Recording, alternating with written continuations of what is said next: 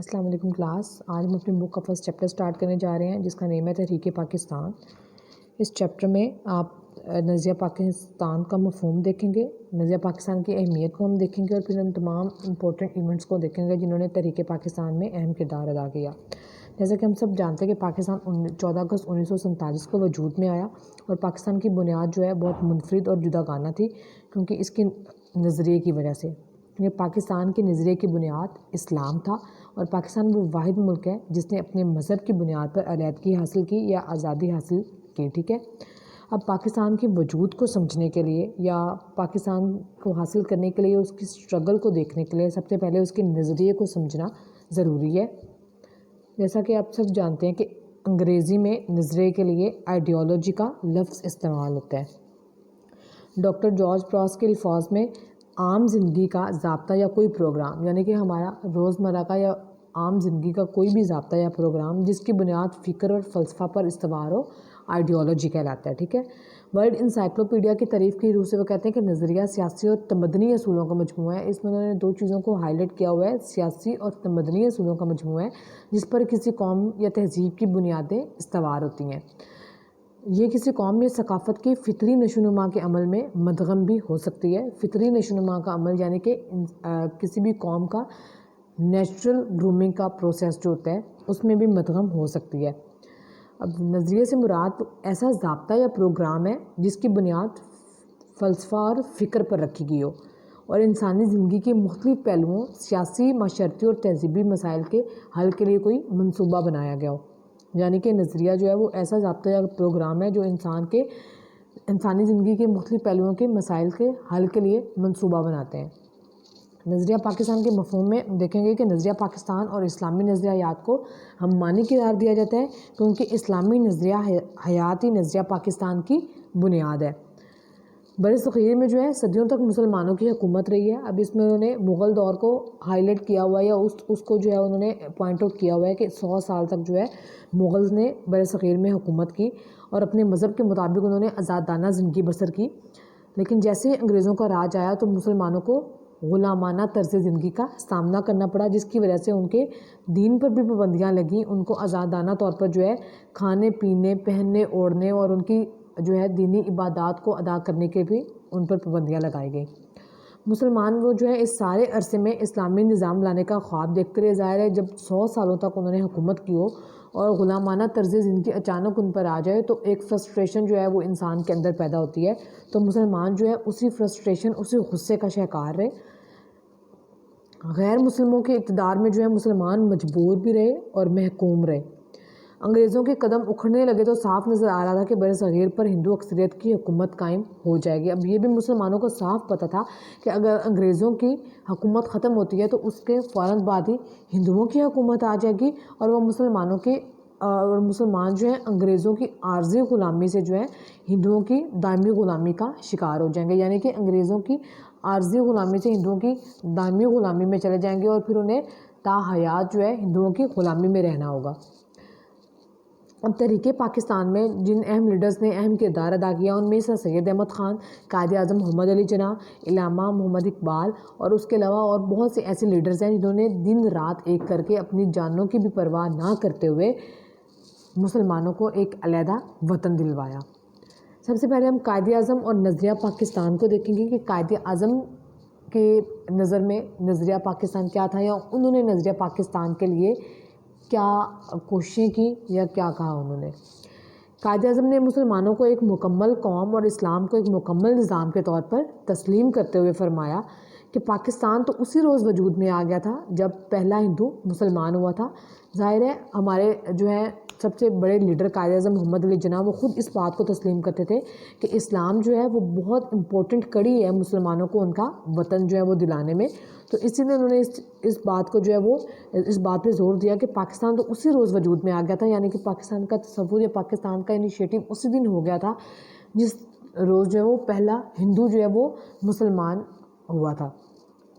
پھر وہ کہتے ہیں کہ بر صغیر کے مسلمانوں کو ایک علیحدہ اور مکمل قوم ثابت کرتے ہوئے آپ نے 23 مارچ 1940 کو لاہور کے تاریخی اجلاس میں فرمایا. اب یہ جو 23 مارچ 1940 کو انہوں نے قرارداد لاہور والا جو اجلاس اس میں انہوں نے فرمایا کہ ہندو مت اور اسلام صرف مذہب نہیں بلکہ دو جداگانہ سماجی نظام ہے، کہ جو ہندو اور اسلام ہے ان کو صرف ایک مذہب کے طور پہ ہم نہیں لے سکتے ہیں بلکہ وہ دو علیحدہ جو ہیں وہ جداگانہ سماجی نظام ہے، یعنی کہ ایک علیحدہ سے ایک دو نظام جو یہ قائم ہوئے ہیں. اس لیے یہ تصور محض خواب ہی سمجھنا چاہیے کہ مسلمان اور ہندو کبھی ایک مشترکہ قوم میں ڈھل جائیں گے، کہ ہندو اور مسلمان دو علیحدہ چیزیں ہیں اور دو علیحدہ نظام ہے. تو اسی لیے یہ تصور کرنا کہ دونوں قومیں جو ہیں مسلمان اور ہندو ایک جگہ اکٹھے رہیں گے یہ ناممکن ہے. دونوں قوموں کا تعلق دو مختلف تہذیبوں سے ہے اور ہر دو تہذیبیں اپنی بنیاد جن افکار اور حقیقتوں پر رکھتی ہیں وہ ایک دوسرے کی تہذیبوں سے مختلف ہیں. وہ کہتے ہیں کہ دونوں قومیں جو ہیں وہ علیحدہ سے ہیں، ان کی تہذیبیں علیحدہ ہیں، اسی لیے دونوں قوموں کا علیحدہ تہذیبیں لیتے ہوئے ایک جگہ پر اکٹھا رہنا ناممکن ہے. پھر 1941 میں آپ نے فرمایا کہ انڈیا کبھی بھی ایک ملک یا ایک قوم نہیں تھا، کہ انڈیا کو ایک ملک تصور کرنا یا اس میں رہنے والے لوگوں کو ایک قوم تصور کرنا بالکل غلط ہے یا یہ ناممکن ہے. بر صغیر کا مسئلہ بین الاقوامی مسئلہ اور موجودہ اختلافات ثقافتی، سماجی اور اقتصادی نوعیت پر اپنی اساس رکھتے ہیں. پھر انہوں نے کہا کہ قائد اعظم جو ہے اسلامی نظام کو پوری طرح قابل سمجھتے تھے اور قرآن پاک کو بنیاد مان کر ملکی نظام کو استوار کرنا چاہتے تھے. اس میں وہ ہمارے مذہب کو اس کی امپورٹنس کو ہائی لائٹ کر رہے ہیں کہ ہمارے لیڈر جو ہیں انہوں نے جس چیز کو یا جس پہلی چیز کو بنیاد بنایا وہ ہمارا مذہب اسلام تھا، اور ان کے نزدیک اسلام ہی وہ چیز تھی یا اسلام ہی وہ ایک کڑی تھی جو مسلمانوں کو اینڈ تک جو ہے ساتھ رکھ سکتی تھی، یا جس پہ مسلمان جو ہے ایک انہوں نے پلیٹ فارم اسلام کی صورت میں یا دین کی صورت میں، مذہب کی صورت میں ایک پلیٹ فارم مہیا کیا تھا جس پہ تمام لوگ جو ہیں وہ اکٹھے ہو کر یکجا ہو کر ایک کنٹری کے لیے حاصل کرنے کے لیے اسے اسٹرگل کر سکتے تھے. انہوں نے آل انڈیا مسلم لیگ کے اجلاس منعقدہ 1943 میں کراچی میں فرمایا کہ وہ کون سا رشتہ ہے جس سے وابستہ ہونے سے سارے مسلمان ایک جسم کی طرح ہے. اس میں وہ ایک تمام چیزوں کو مشابہت دے رہے ہیں، ہمارے مذہب کو جو ہے مشابہت دے رہے ہیں رشتے سے، جسم سے اور چٹان سے، جس میں انہوں نے کہا ہوا ہے کہ کون سا رشتہ ہے جس سے وابستہ ہونے سے سارے مسلمان ایک جسم کی طرح ہے، وہ کون سی چٹان ہے جس پر اس ملت کی عمارت کھڑی کی گئی ہے، وہ کون سا لنگر ہے جس سے امت کی کشتی محفوظ کر دی گئی ہے، اور وہ رشتہ، وہ چٹان اور وہ لنگر خدائے بزرگ و برتر کی کتاب قرآن مجید ہے. اس میں انہوں نے رشتہ، جسم، چٹان اور لنگر کو جو ہے قرآن پاک کے ساتھ جو ہے تشبیہ دی ہے کہ ان تمام چیزوں کو اکٹھا کیے ہوئے جو ایک چیز ہے وہ ہے قرآن پاک، ہماری مقدس کتاب قرآن مجید. قائد اعظم نے جو ہے تقسیم بر صغیر کے حوالے سے فرمایا کہ ہمارے دلوں میں آزادی کی بے پناہ تڑپ ہے، ہم برطانوی تسلط سے نجات حاصل کرنا چاہتے ہیں اور اس بات پر کبھی راضی نہیں ہو سکتے کہ ہمیں ہمیشہ کے لیے ہندوؤں کی غلامی اختیار کرنے پر مجبور کر دیا جائے. اب اس میں وہ دو چیزیں بتا رہے ہیں، وہ یہ کہتے ہیں کہ ہم آزادی حاصل کرنا تو چاہتے ہیں انگریزوں سے، لیکن اس شرط پر نہیں کہ انگریزوں سے آزادی حاصل کرنے کے بعد ہم ہندوؤں کی غلامی میں رہیں، بلکہ وہ چاہتے ہیں کہ ہم انگریزوں سے تو آزادی حاصل کریں لیکن اس کے ساتھ ہم ہندوؤں سے بھی آزادی حاصل کر کے اپنے لیے ایک علیحدہ کنٹری جو ہے وہ بنائیں جس میں ہم اپنے اسلامی اصولوں کے مطابق زندگی گزار سکیں. اس کے بعد وہ کہتے ہیں کہ نظریہ پاکستان کی وضاحت کرتے ہوئے قائد اعظم نے ایک اور بار فرمایا کہ ہم نے پاکستان کا مطالبہ محض زمین کا ٹکڑا حاصل کرنے کے لیے نہیں کیا بلکہ ہم ایک ایسی تجربہ گاہ قائم کرنا چاہتے ہیں جہاں ہم اسلام کے اصولوں کو آزما سکیں. اب یہاں وہ قائد اعظم کے ارشاد کو اس طرح ہم ڈیفائن کر سکتے ہیں یا اس طرح لے سکتے ہیں کہ ان کے کہنے کا مطلب یہ تھا کہ ہم صرف صرف زمین کا ٹکڑا حاصل کرنے کے لیے ایک علیحدہ کنٹری کی ڈیمانڈ نہیں کریں، بلکہ ہم وہ تمام چیزوں کو جن کی خواہش ہم نے بر صغیر میں کی تھی، ان تمام چیزوں کو، ان تمام جو ہے خواہشات کو ہم اپنے اسلام کے اصولوں کے مطابق جو ہے آزمانا چاہتے ہیں اور اپنے دین کو لے کے اپنا جو ہے نظام زندگی قائم کرنا چاہتے ہیں اور اس کے مطابق جو ہے ہم اپنے اسلام کے اصولوں کو آزمانا چاہتے ہیں. قائد اعظم نے 1948 میں جو ہے سبی دربار سے خطاب کرتے ہوئے فرمایا کہ اسلام جو ہے وہ محض رسوم اور روایات اور روحانی نظریات کا نام نہیں ہے، بلکہ یہ ایک مکمل ضابطہ حیات ہے جو ہر مسلمان کے لیے تاکہ وہ اپنی روزمرہ زندگی اپنے افعال اور اعمال اور سیاست اور معاشیات میں اس پر عمل پیرا ہو سکے۔ اب اس میں وہ کہتے ہیں کہ اسلام جو ہے وہ صرف ایک روحانی نظریات کا نام نہیں ہے کہ ہم اگر اس بات کو امیجن کریں کہ اسلام ہے تو مطلب صرف دین کی بات کرے گا یا روحانیت کی بات کرے گا، ایسا نہیں ہے، بلکہ اسلام ایک ایسا دین ہے جس میں زندگی کے ہر پہلوؤں کا احاطہ کیا ہوا ہے، جس میں انہوں نے سیاست کا بھی بتایا ہوا ہے، معاشیات کا بھی بتایا ہوا ہے،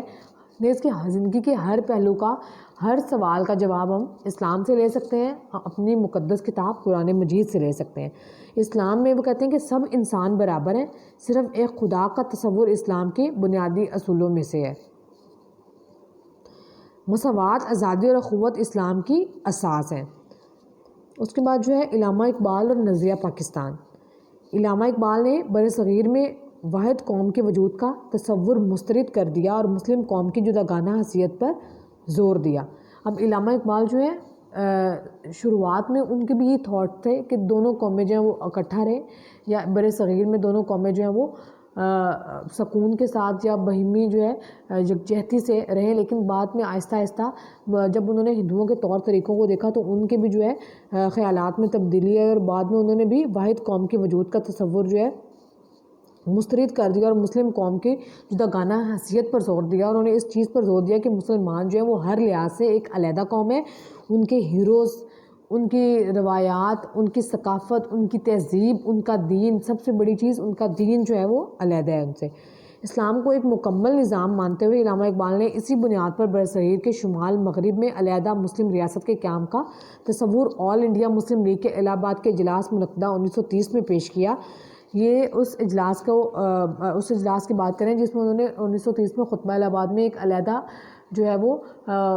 وطن کا تصور یا قوم کا تصور جو ہے وہ پیش کیا، جس میں انہوں نے کہا کہ انڈیا ایک برصغیر ہے، ملک نہیں، یہاں مختلف مذاہب سے تعلق رکھنے اور مختلف زبانیں بولنے والے لوگ رہتے ہیں۔ وہ کہتے ہیں کہ انڈیا جو ہے ایک برصغیر ہے، اس میں مختلف مذاہب سے تعلق رکھنے والے لوگ رہتے ہیں، اسے ہم ایک ملک نہیں کہہ سکتے ہیں، ٹھیک ہے۔ تمام جو ہے مہذب قوموں کا فرض ہے کہ وہ مسلمانوں کے مذہبی اصولوں اور ثقافتی اور سماجی اقدار کا احترام کریں۔ اب اس چیز کو انہوں نے بہت زیادہ جو ہے امپورٹنس دی کہ وہ کہتے ہیں کہ تمام قوموں کا، جتنی بھی برصغیر میں قومیں رہ رہی ہیں، ان کا یہ فرض ہے کہ وہ دوسروں کے یا مسلمانوں کے دین کو رسپیکٹ کریں، جس طرح وہ اپنے دین کو اڈاپٹ کرتے ہیں، اپنے طور طریقوں کے مطابق، اپنی تہذیب و ثقافت کے مطابق رہتے ہیں، اسی طرح ان کا یہ فرض ہے کہ وہ مسلمانوں کو بھی وہی چیزیں پرووائڈ کریں، ان کے دین میں آزادی پرووائڈ کریں، ان کی تہذیب و ثقافت کو اڈاپٹ کرنے میں آزادی ہو، انہیں ہر طرح سے جو ہے وہ آزادانہ طور پر جو ہے رہ سکیں۔ ان سے پہلے بھی جو ہے وہ دو قومی نظریہ کی بنیاد پر جداگانہ مملکت کا ذکر جو ہے بعض اکابرین نے کیا، لیکن علامہ اقبال کا نظریہ جو ہے جامع تفصیلی انداز کا حامل تھا۔ اب وہ کہتے ہیں کہ بہت سے لیڈرز ایسے ہیں جنہوں نے اس سے پہلے بھی، جیسے سر سید احمد خان، شاہ ولی اللہ، حضرت مجد علی افسانی، یہ تمام وہ لیڈرز ہیں جنہوں نے مسلمانوں کو ایک علیحدہ قوم کے طور پہ جو ہے پیش کیا، اور ہندوؤں اور مسلمانوں کو دو علیحدہ علیحدہ قوموں کا جو ہے وہ انہوں نے نام دیا کہ دو ہندو اور مسلمان علیحدہ علیحدہ قومیں ہیں۔ لیکن علامہ اقبال جو ہیں وہ ان کا جو آئیڈیالوجی تھی وہ بہت زیادہ اتھینٹک تھی، یعنی کہ انہوں نے دلائل کے ساتھ اس چیز کو جو ہے پروف کیا کہ مسلمان ہر لحاظ سے ایک علیحدہ قوم ہے۔ Thank you. کی دائمی غلامی کا شکار ہو جائیں گے، یعنی کہ انگریزوں کی عارضی غلامی سے ہندوؤں کی دائمی غلامی میں چلے جائیں گے، اور پھر انہیں تا حیات جو ہے ہندوؤں کی غلامی میں رہنا ہوگا۔ اب تحریک پاکستان میں جن اہم لیڈرز نے اہم کردار ادا کیا، ان میں سر سید احمد خان، قائد اعظم محمد علی جناح، علامہ محمد اقبال، اور اس کے علاوہ اور بہت سے ایسے لیڈرز ہیں جنہوں نے دن رات ایک کر کے اپنی جانوں کی بھی پرواہ نہ کرتے ہوئے مسلمانوں کو ایک علیحدہ وطن دلوایا۔ سب سے پہلے ہم قائد اعظم اور نظریہ پاکستان کو دیکھیں گے کہ قائد اعظم کے نظر میں نظریہ پاکستان کیا تھا، یا انہوں نے نظریہ پاکستان کے لیے کیا کوششیں کی یا کیا کہا انہوں نے۔ قائد اعظم نے مسلمانوں کو ایک مکمل قوم اور اسلام کو ایک مکمل نظام کے طور پر تسلیم کرتے ہوئے فرمایا کہ پاکستان تو اسی روز وجود میں آ گیا تھا جب پہلا ہندو مسلمان ہوا تھا۔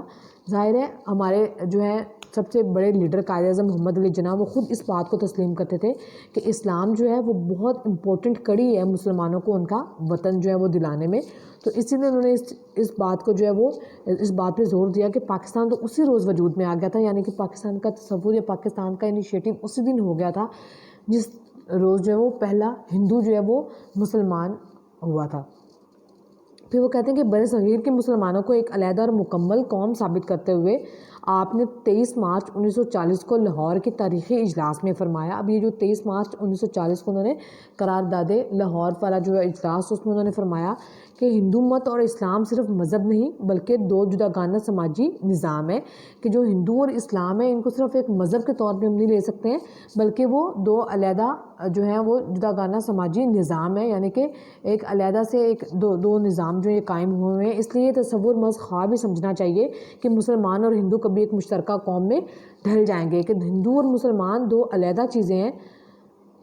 اور دو علیحدہ نظام ہے۔ تو اسی لیے یہ تصور کرنا کہ دونوں قومیں جو ہیں مسلمان اور ہندو ایک جگہ اکٹھے رہیں گے یہ ناممکن ہے۔ دونوں قوموں کا تعلق دو مختلف تہذیبوں سے ہے اور ہر دو تہذیبیں اپنی بنیاد جن افکار اور حقیقتوں پر رکھتی ہیں وہ ایک دوسرے کی تہذیبوں سے مختلف ہیں۔ وہ کہتے ہیں کہ دونوں قومیں جو ہیں وہ علیحدہ سے ہیں، ان کی تہذیبیں علیحدہ ہیں، اس لیے دونوں قوموں کا علیحدہ تہذیبیں لیتے ہوئے ایک جگہ پر اکٹھا رہنا ناممکن ہے۔ پھر 1941 میں آپ نے فرمایا کہ انڈیا کبھی بھی ایک ملک یا ایک قوم نہیں تھا، کہ انڈیا کو ایک ملک تصور کرنا یا اس میں رہنے والے لوگوں کو ایک قوم تصور کرنا بالکل غلط ہے یا یہ ناممکن ہے۔ بر صغیر کا مسئلہ بین الاقوامی مسئلہ اور موجودہ اختلافات ثقافتی، سماجی اور اقتصادی نوعیت پر اپنی اساس رکھتے ہیں۔ پھر انہوں نے کہا کہ قائد اعظم جو ہے اسلامی نظام کو پوری طرح قابل سمجھتے تھے اور قرآن پاک کو بنیاد مان کر ملکی نظام کو استوار کرنا چاہتے تھے۔ اس میں وہ ہمارے مذہب کو اس کی امپورٹنس کو ہائی لائٹ کر رہے ہیں کہ ہمارے لیڈر جو ہیں انہوں نے جس چیز کو یا جس پہلی چیز کو بنیاد بنایا وہ ہمارا مذہب اسلام تھا، اور ان کے نزدیک اسلام ہی وہ چیز تھی یا اسلام ہی وہ ایک کڑی تھی جو مسلمانوں کو اینڈ تک جو ہے ساتھ رکھ سکتی تھی، یا جس پہ جو ہے ایک انہوں نے پلیٹ فارم اسلام کی صورت میں یا دین کی صورت میں مذہب کی صورت میں ایک پلیٹ فارم مہیا کیا تھا جس پہ تمام لوگ جو ہیں وہ اکٹھے ہو کر یکجا ہو کر ایک کنٹری کے لیے حاصل کرنے کے لیے اسے اسٹرگل کر سکتے تھے۔ انہوں نے آل انڈیا مسلم لیگ کے اجلاس منعقدہ 1943 میں کراچی میں فرمایا کہ وہ کون سا رشتہ ہے جس سے وابستہ ہونے سے سارے مسلمان ایک جسم کی طرح ہے۔ اس میں وہ ایک تمام چیزوں کو مشابہت دے رہے ہیں، ہمارے مذہب کو جو ہے مشابہت دے رہے ہیں رشتے سے، جسم سے اور چٹان سے، جس میں انہوں نے کہا ہوا ہے کہ کون سا رشتہ ہے جس سے وابستہ ہونے سے سارے مسلمان ایک جسم کی طرح ہیں، وہ کون سی چٹان ہے جس پر اس ملت کی عمارت کھڑی کی گئی ہے، وہ کون سا لنگر ہے جس سے امت کی کشتی محفوظ کر دی گئی ہے، اور وہ رشتہ، وہ چٹان اور وہ لنگر خدائے بزرگ و برتر کی کتاب قرآن مجید ہے۔ اس میں انہوں نے رشتہ، جسم، چٹان اور لنگر کو جو ہے قرآن پاک کے ساتھ جو ہے تشبیہ دی ہے کہ ان تمام چیزوں کو اکٹھا کیے ہوئے جو ایک چیز ہے وہ ہے قرآن پاک، ہماری مقدس کتاب قرآن مجید۔ قائد اعظم نے جو ہے تقسیم بر صغیر کے حوالے سے فرمایا کہ ہمارے دلوں میں آزادی کی بے پناہ تڑپ ہے، ہم برطانوی تسلط سے نجات حاصل کرنا چاہتے ہیں اور اس بات پر کبھی راضی نہیں ہو سکتے کہ ہمیں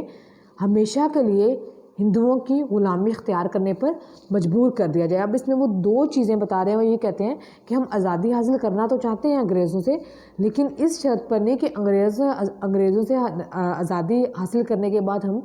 ہندوؤں کی غلامی میں رہیں، بلکہ وہ چاہتے ہیں کہ ہم انگریزوں سے تو آزادی حاصل کریں لیکن اس کے ساتھ ہم ہندوؤں سے بھی آزادی حاصل کر کے اپنے لیے ایک علیحدہ کنٹری جو ہے وہ بنائیں جس میں ہم اپنے اسلامی اصولوں کے مطابق زندگی گزار سکیں۔ اس کے بعد وہ کہتے ہیں کہ نظریہ پاکستان کی وضاحت کرتے ہوئے قائد اعظم نے ایک اور بار فرمایا کہ ہم نے پاکستان کا مطالبہ محض زمین کا ٹکڑا حاصل کرنے کے لیے نہیں کیا بلکہ ہم ایک ایسی تجربہ گاہ قائم کرنا چاہتے ہیں جہاں ہم اسلام کے اصولوں کو آزما سکیں۔ اب یہاں وہ قائد اعظم کے ارشاد کو اس طرح ہم ڈیفائن کر سکتے ہیں یا اس طرح لے سکتے ہیں کہ ان کے کہنے کا مطلب یہ تھا کہ ہم صرف صرف زمین کا ٹکڑا حاصل کرنے کے لیے ایک علیحدہ کنٹری کی ڈیمانڈ نہیں کر رہے ہیں بلکہ ہم وہ تمام چیزوں کو، ان تمام چیزوں کو جن کی خواہش ہم نے بر صغیر میں کی تھی، ان تمام چیزوں کو، ان تمام جو ہے خواہشات کو ہم اپنے اسلام کے اصولوں کے مطابق جو ہے آزمانا چاہتے ہیں اور اپنے دین کو لے کے اپنا جو ہے نظام زندگی قائم کرنا چاہتے ہیں اور اس کے مطابق جو ہے ہم اپنے اسلام کے اصولوں کو آزمانا چاہتے ہیں۔ قائد اعظم نے 1948 میں جو ہے سبی دربار سے خطاب کرتے ہوئے فرمایا کہ اسلام جو ہے وہ محض رسوم اور روایات اور روحانی نظریات کا نام نہیں ہے بلکہ یہ ایک مکمل ضابطہ حیات ہے جو ہر مسلمان کے لیے تاکہ وہ اپنی روزمرہ زندگی، اپنے افعال اور اعمال اور سیاست اور معاشیات میں اس پر عمل پیرا ہو سکے۔ اب اس میں وہ کہتے ہیں کہ اسلام جو ہے وہ صرف ایک روحانی نظریات کا نام نہیں ہے کہ ہم اگر اس بات کو امیجن کریں کہ اسلام ہے تو مطلب صرف دین کی بات کرے گا یا روحانیت کی بات کرے گا، ایسا نہیں ہے، بلکہ اسلام ایک ایسا دین ہے جس میں زندگی کے ہر پہلوؤں کا احاطہ کیا ہوا